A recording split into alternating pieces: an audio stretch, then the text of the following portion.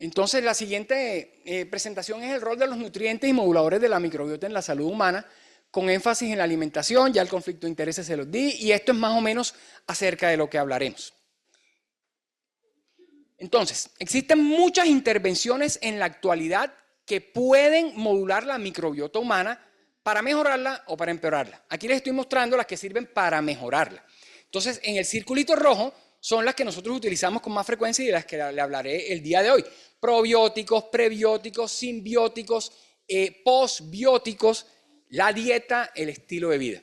La intervención que más ha demostrado efectividad para modular de manera positiva o negativa la microbiota humana es la alimentación.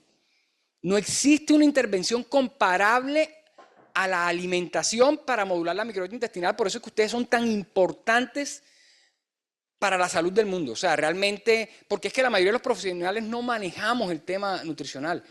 Es una cosa muy difícil. Entonces sí es, y yo les agradezco mucho que ustedes estén aquí el día de hoy preparándose en estos temas, porque es que son ustedes. O sea, los pediatras el 95% no manejan el tema nutricional, los internistas no vayan a la nutricionista y no les dicen, no sabemos de esto. Entonces, sí es importante que ustedes sepan que en sus manos está la modulación del 95% de la microbiota de la humanidad.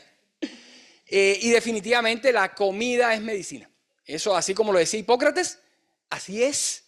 La comida es medicina, pero puede ser medicina mala. Entonces tenemos que saber qué hacer al respecto.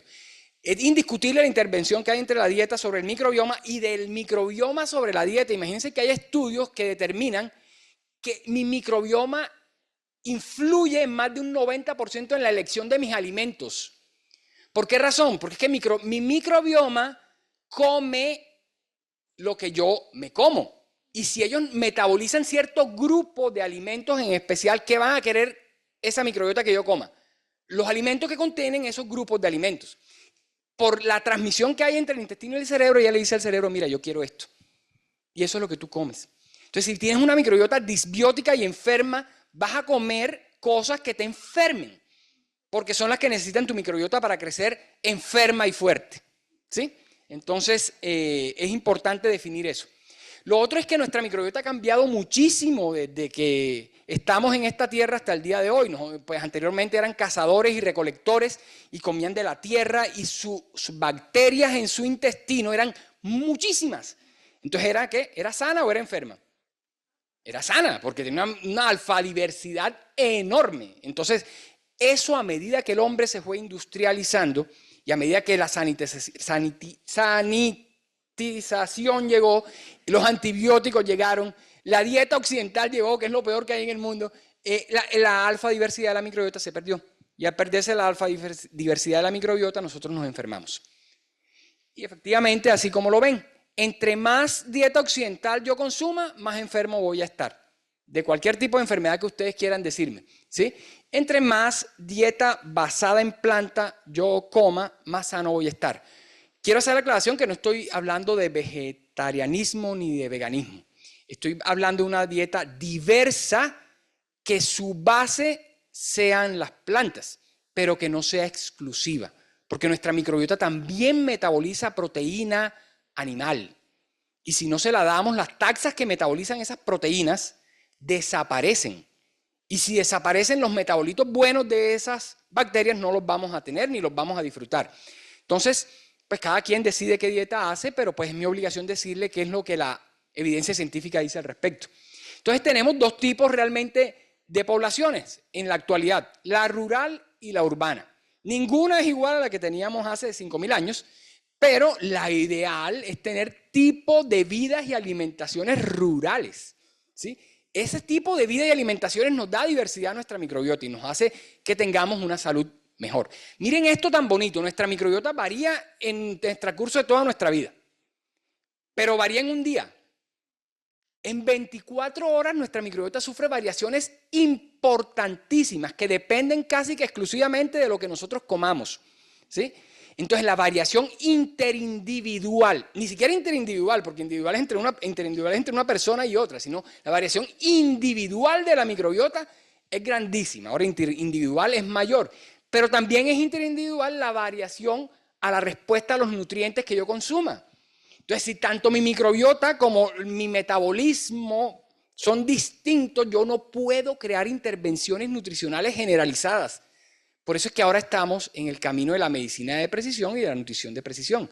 Cada persona debe ser tratada de una forma diferente en cuanto a la dieta y en cuanto a la medicina, porque somos organismos totalmente diferentes. El organismo compuesto entre su microbiota y el macroorganismo que soy yo se llama holobionte. Y todos somos un holobionte distinto al holobionte que tiene al lado. ¿Ok? Esto es para que ustedes miren la influencia que tiene la microbiota y la alimentación en el metabolismo, en los metabolitos que tenemos nosotros en sangre.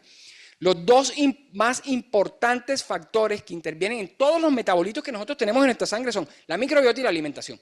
Nada se le iguala. ¿Ok?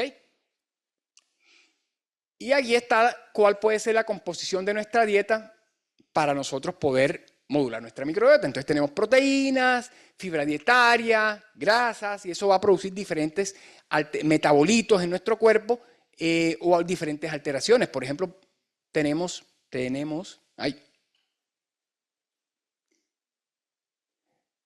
dietas bajas en proteína. Tienen esa característica en la fisiología humana.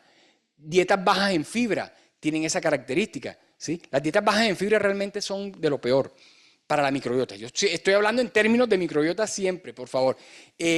Son terribles, terribles. Desaparecen las mayores bacterias productoras de butirato que uno tiene en el cuerpo cuando yo consumo baja fibra. Baja fibra, imagínense que la recomendación realmente serían 50 gramos al día, que eso lo hacen los zulúes, los bantúes en África. Nosotros consumiremos 15 gramos, 20 si somos de pronto a lo sumo. Entonces, debemos subirle la fibra realmente. Los lípidos, cuando se suben los lípidos en la dieta, producen todos estos efectos que estamos viendo acá. Y de hecho, hasta cuando aumentamos el hierro, por eso es que no hay que suplementar a todo el mundo con todo, ¿no? Yo ayer comentaba que yo tomo 3 sustancias todos los días por razones específicas, pero uno no tiene por qué suplementar a todo el mundo. ¿Sí? No todo el mundo necesita suplementación porque eso no es agua. De hecho, el agua también produce intoxicación, se llama intoxicación hídrica. Uno no debe darle a la gente, yo creo una adecuada alimentación es la base. Hay personas específicamente que requieren ciertas suplementaciones y hay que hacerlas. ¿Sí? Acá nosotros podemos ver entonces los efectos que tienen, por ejemplo, el consumo de fibra fermentada.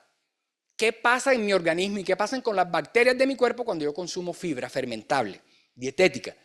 Disminuyo el riesgo de síndrome metabólico, y eso no es un poco, es estadísticamente significativo comparado con las personas que consumen bajas cantidades de fibra. ¿Bien? ¿Qué pasa cuando yo consumo carne roja? La L-carnitina que está en la carne roja es bastante alta y mis bacterias, si yo no tengo una microbiota eubiótica, van a producir ¿qué? ¿Alguien se acuerda cómo se llama? Trimetilamina oxidada, exacto, y va a volver el endotelio de mis arterias una etcétera, y yo voy a estar aterosclerótico a los 40 años. No es el huevo, no es el aceite, no es la mantequilla. Realmente la carne roja tiene una gran influencia en presencia de una microbiota disbiótica para producción de aterosclerosis, enfermedad cerebrovascular y todas las enfermedades secundarias a esto. ¿Qué pasa cuando consumo polifenoles de los que hablaba usted? Mire, disminución del riesgo de enfermedad inflamatoria, intestinal, de accidente cerebrovascular o de enfermedad vascular cardíaca, disminución del riesgo de síndrome metabólico. ¿Y qué bacterias aumentan? Casi siempre aumenta la Akkermansia, pero fíjense que bueno, la Prevotella, que es un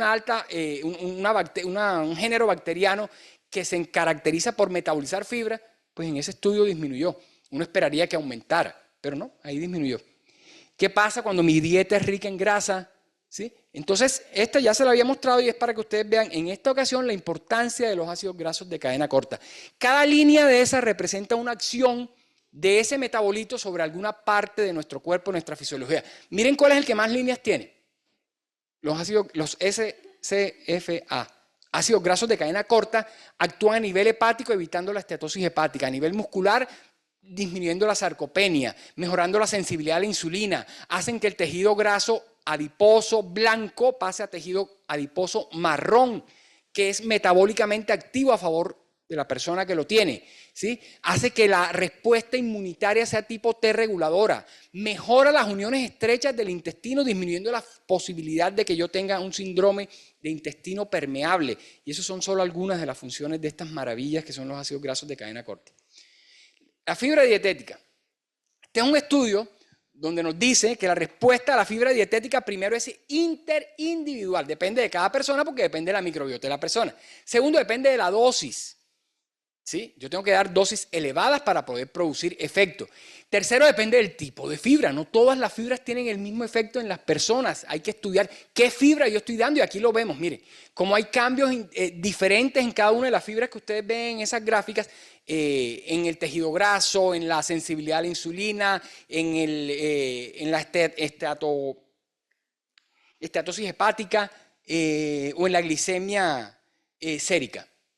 Este otro estudio, bueno, este es para hablarles que la tendencia ahora en cuanto a temas de microbiota y fibra es una dieta denominada MAC, por sus siglas en inglés. O sea, carbohidratos accesibles a la microbiota.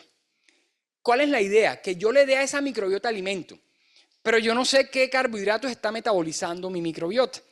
Entonces, para yo poder hacer este tipo de dieta, que es una dieta dirigida, debo hacer estudios de metagenómica de la microbiota de las personas para yo poder saber qué géneros y especies de bacterias hay y con base en eso hacer una intervención dirigida en cuanto a las fibras que debo darle para que esas bacterias metabolicen las fibras que yo les doy, ¿sí?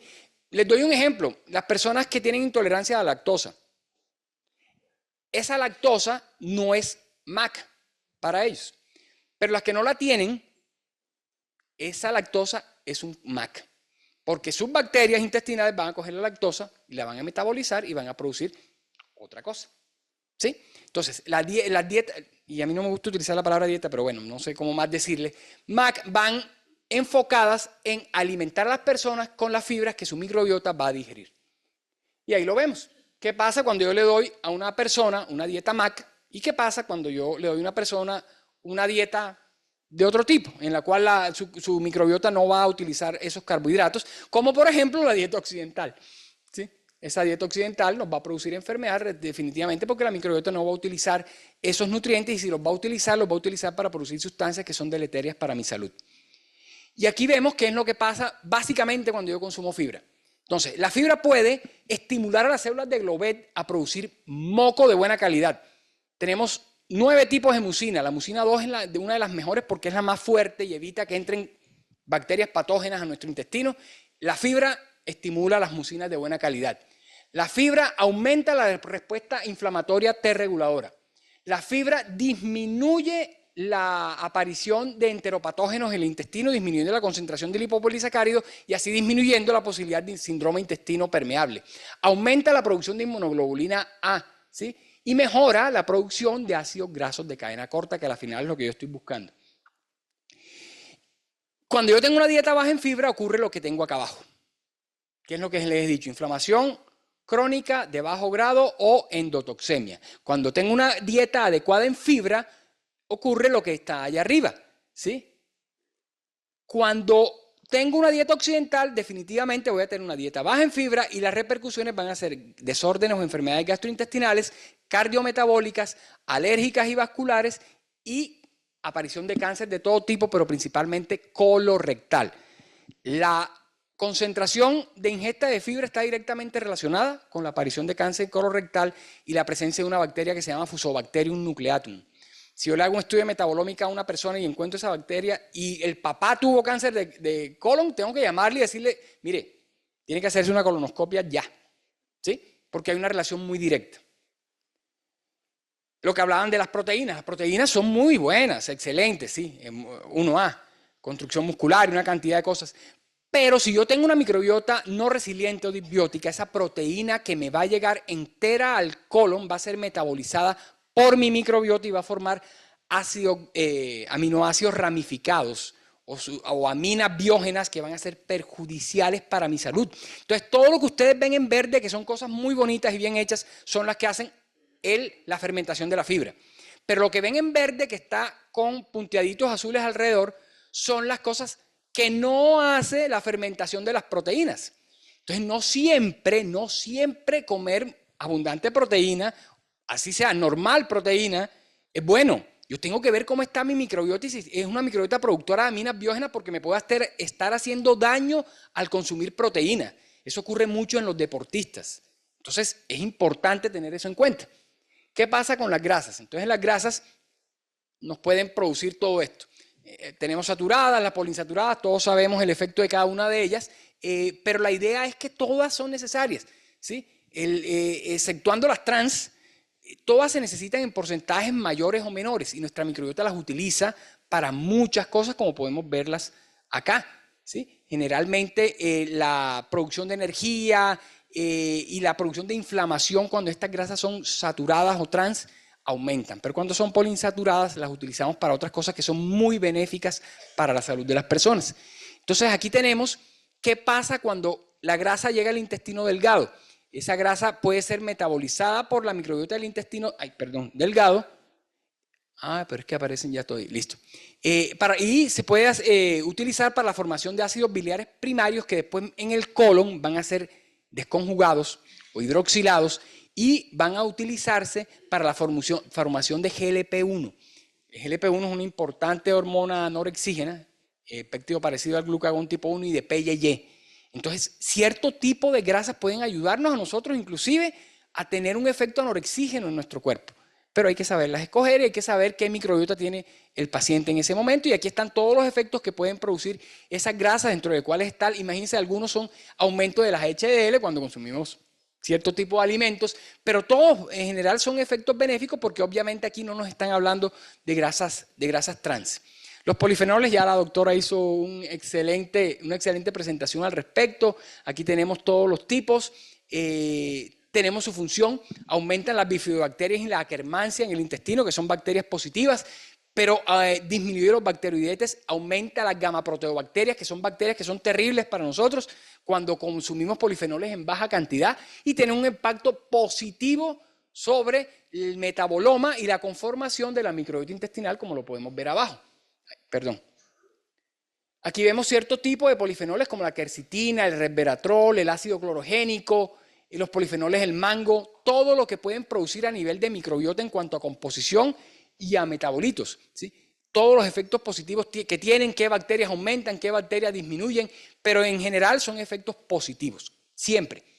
Ahora, el metabolismo de los polifenoles también, como lo mencionaba la doctora, tiene un bemol, que es que no todos tenemos la capacidad de biodisponibilidad, no todos tienen la capacidad de tener biodisponibilidad de estos polifenoles de manera expedita o abundante, aunque consuman altas cantidades. Y una de esas razones es la microbiota intestinal, ¿sí? Dependiendo de la microbiota intestinal de cada persona, nosotros podemos obtener biodisponibilidad de los metabolitos de los polifenoles de una forma elevada, media o alta. Si yo no conozco cuál es mi microbiota intestinal ni cuáles son las bacterias que están metabolizando esos polifenoles, pues realmente no sé qué va a pasar con ellos cuando los consuma, cosa que no debe evitar el alto consumo de polifenoles en nuestra dieta. ¿Okay? Bueno, miren, los alimentos, la microbiota de los alimentos, nosotros cogemos los alimentos y los lavamos, ¿no? Y nos los comemos. Esos alimentos, lavados y todo lo demás, tienen microbios. Y esos microbios de los alimentos contribuyen al 3% de toda la microbiota intestinal de nosotros. O sea, es importantísimo de dónde tomamos los alimentos. O sea, a mí que no me venga a decir que ese pensamiento hippie de no utilizar pesticidas. No, eso tiene toda la razón de ser. O sea, realmente una de las razones es esta y se comprobó que esos microbios de los alimentos son microbios que van a ejercer un efecto benéfico para nuestra salud. Ojo, no estoy diciendo que no laven los alimentos, ¿sí? Estoy diciendo que realmente los alimentos orgánicos, por múltiples razones, y ahora una más, sí funcionan. O sea, sí sirven yo tener mi huerta en mi casa. ¿Sí? Eso sirve, eso sí funciona a nivel de microbioma. En cuanto a los tipos de dieta, la doctora también me ayudó. Muchísimas gracias por eso acá, porque me resumió ese cuadrito tan bonito que está ahí, es la influencia de los diferentes tipos de dietas o alimentaciones o patrones alimentarios para conformar la microbiota de las personas. Entonces, ahí están varios tipos de dieta, como lo mencionaba también la doctora Hidalgo, la restricción energética, el ayuno intermitente, la occidental, la mediterránea, la vegana, la ketogénica, la antiinflamatoria, que también la vamos a ver más adelante y es un boom, la coreana, la japonesa y la oriental. Les voy a hablar de la dieta mediterránea porque la dieta mediterránea es un referente en la salud de la microbiota intestinal. La dieta mediterránea tiene pros y contras. El único contra que yo le encuentro es que es cara y no es de fácil acceso para muchas personas, ¿sí? Pero en el GIEMIN, el Grupo Iberoamericano de Estudio de la Microbiota, estamos haciendo la tarea de poder reemplazar alimentos que son típicos del Mediterráneo con alimentos propios de región y temporada que puedan tener efectos similares a ese alimento de la dieta occidental, de la dieta mediterránea. Porque podemos hacerlo y sería barato, pero realmente es la dieta tipo. Es la por la que debíamos guiarnos porque produce alteraciones en la microbiota, cambios en la microbiota positivos como lo pueden ver ahí, ¿sí? Ahí dice datos limitados, pero se lo voy a mostrar adelante que no son datos limitados, pero disminuye el estrés oxidativo y la inflamación. Miren, ¿es acá? ¿Ya cambié? Sí. Acá sí dice cuáles son los cambios a nivel de microbiota que produce una dieta mediterránea y aumenta géneros y especies altamente productoras de ácidos grasos de cadena corta que son buenos para nuestra salud.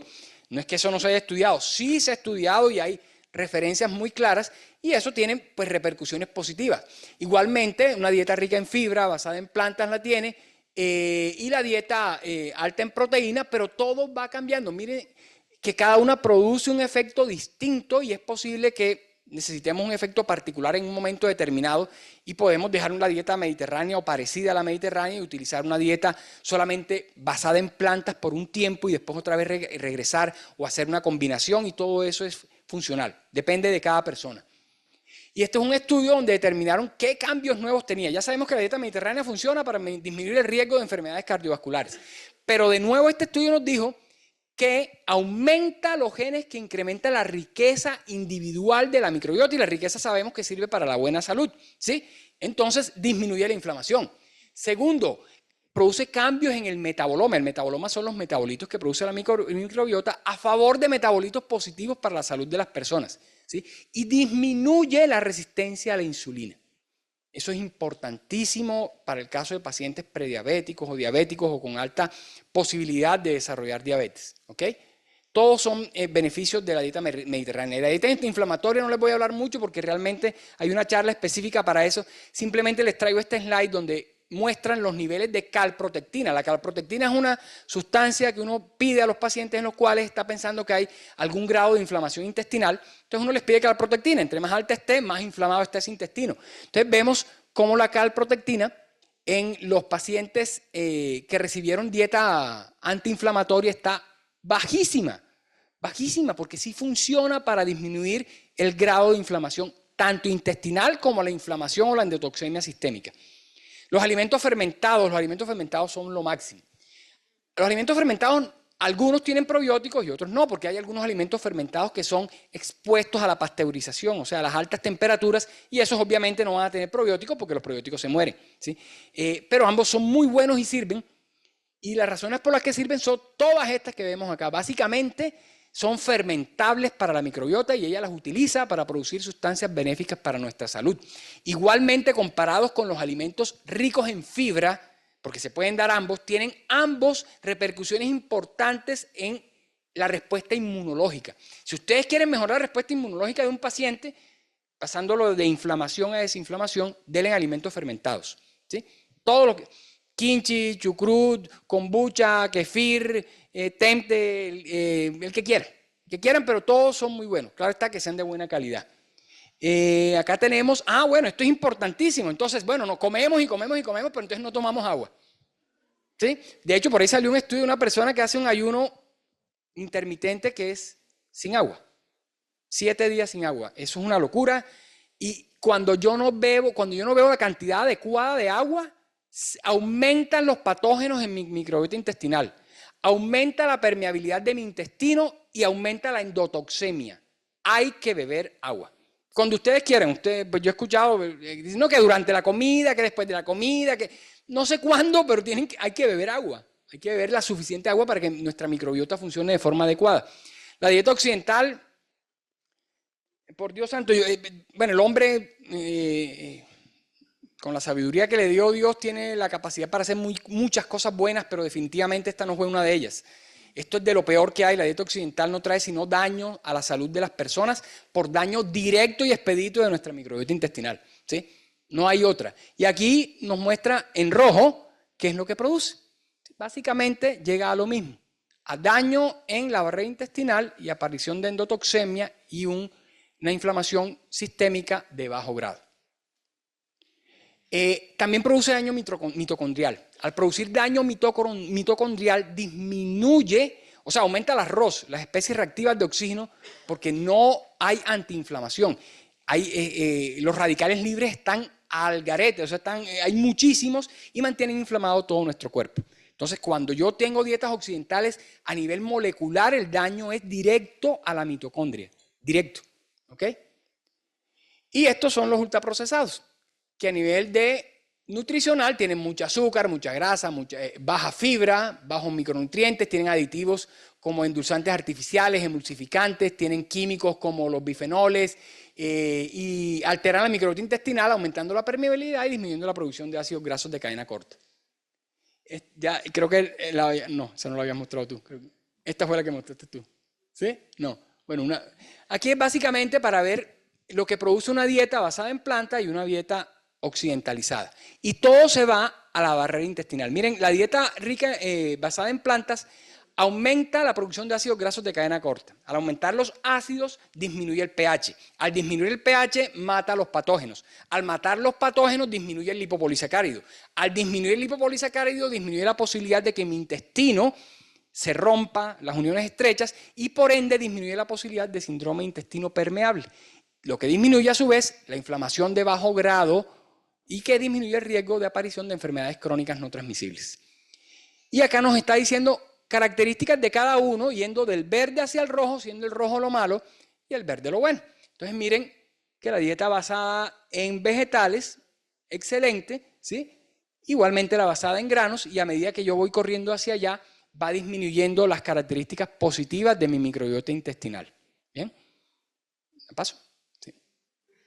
En los niños no pasa nada diferente, es exactamente igual, ¿sí? Esto es un estudio, pues realmente es una revisión de tema que midió el impacto de las dietas en los niños, y definitivamente la dieta que se puede acercar mucho a lo que una microbiota intestinal de un infante necesita es la dieta mediterránea, teniendo en el otro extremo la dieta occidental y pasando por todos los tipos de dietas restrictivas que deben utilizarse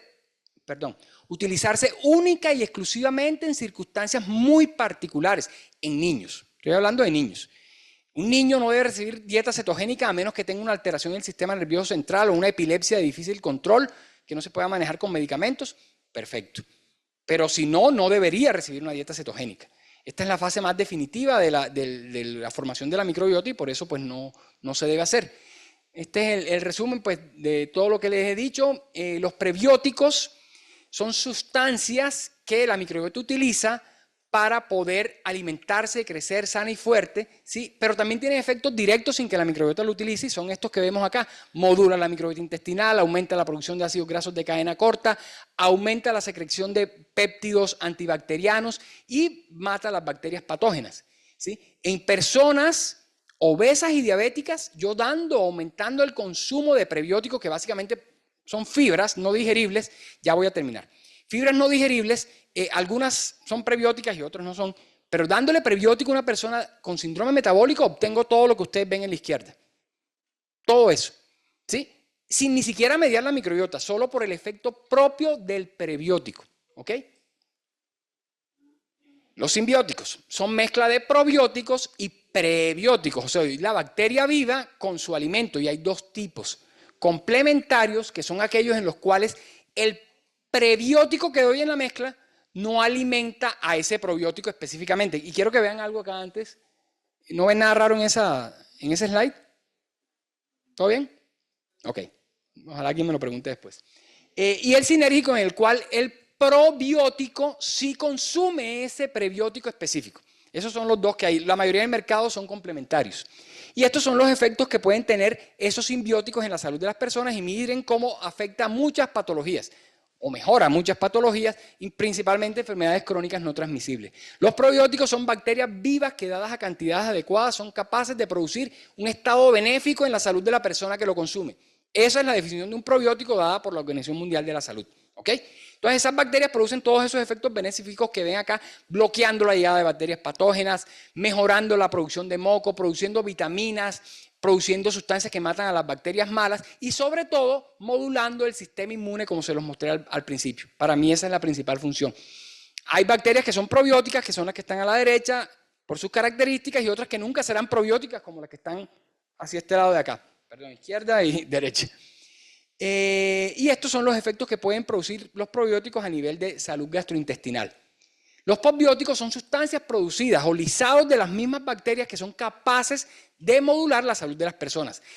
¿Quién me dice un postbiótico de los que le he hablado en toda la charla? Butirato. Ese es el principal postbiótico, definitivamente es de lo mejor que hay, es 1A y ese es un gran ejemplo de postbiótico. Y a dónde que vamos esto, es la nutrición de precisión, es la medicina de las 4 P. Se las voy a dejar para que la averigüen. A esto es lo que queremos llegar, medicina de las 4 P, y la idea es que individualicemos cada persona para hacer un tratamiento tanto dietético, nutricional y médico. ¿Ok?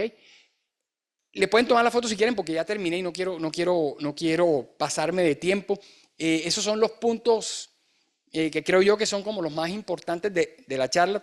La fotico si quieren me pongo. Me avisan. Ya la voy a pasar. Lo mismo, por favor, ahí los invito a que nos sigan en las redes. Y miren, y esto también, que yo soy feliz dando mensajes de Jesucristo. El reino de Dios y su justicia. Si busquen, lo que nos dicen aquí es que busquemos primeramente a Jesucristo y todo lo demás, todo lo demás va a llegar solo. Eso es lo que quería decir. Gracias.